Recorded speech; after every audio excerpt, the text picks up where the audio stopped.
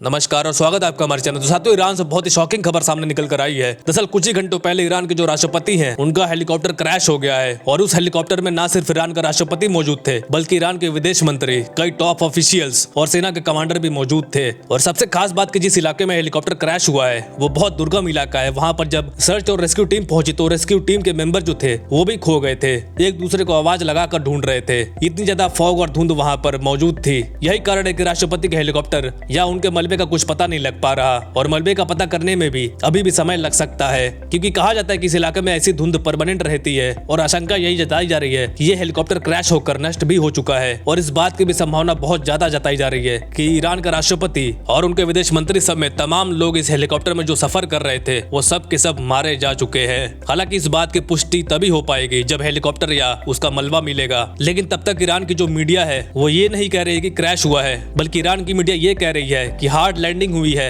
हवा में तेजी से जमीन पर आकर गिरा है। ऐसा ईरान की मीडिया कह रही है। और ऐसे हालात में ऐसे भाषा का इस्तेमाल इसलिए किया जाता है कि जब तक आपको हेलीकॉप्टर या फिर उसके प्लेन का मलबा नहीं मिल जाता तब तक आप उसे क्रैश नहीं कह सकते हैं। इसलिए ईरान की जो पूरी सर्च और रेस्क्यू टीम है पूरे इलाके को छान रही है और कोशिश कर रही है कि इसका मलबा मिल जाए और इसमें कोई ना कोई तो जिंदा ही हो। लेकिन अगर ऐसा नहीं होता है और राष्ट्रपति समेत तमाम लोग मारे जाते हैं तो यकीन मानिए ये ईरान की सदी का सबसे बड़ा झटका होगा, क्योंकि ऐसे वक्त में जब इजराइल और हमास का युद्ध चल रहा है तो ईरान के राष्ट्रपति और ईरान के विदेश मंत्री से ज्यादा महत्वपूर्ण ईरान के लिए कुछ भी नहीं है। और अगर ये मारे जाते हैं तो इनकी पूरी की पूरी लीडरशिप खत्म हो चुकी होगी और ये ईरान की रीढ़ की हड्डी टूटने जैसा होगा। इससे आप अंदाजा लगा ही सकते हैं कि कितना बड़ा झटका है ईरान के लिए। और इसीलिए सबका शक जा रहा है इजराइल की खुफिया एजेंसी मोसाद पर कि कहीं न कहीं मोसाद ने ही ये काम को अंजाम दिया है। लेकिन इससे ज्यादा सवाल उठ रहा है खुद ईरान पर कि ईरान ऐसे वक्त में जब उसका सामना सबसे खतरनाक दुश्मन यानी कि इजराइल से हो रहा है, जो कि ऐसे काम करने के लिए जानी जाती है, तो फिर आपने अपने पूरे के पूरे महत्वपूर्ण लीडरों को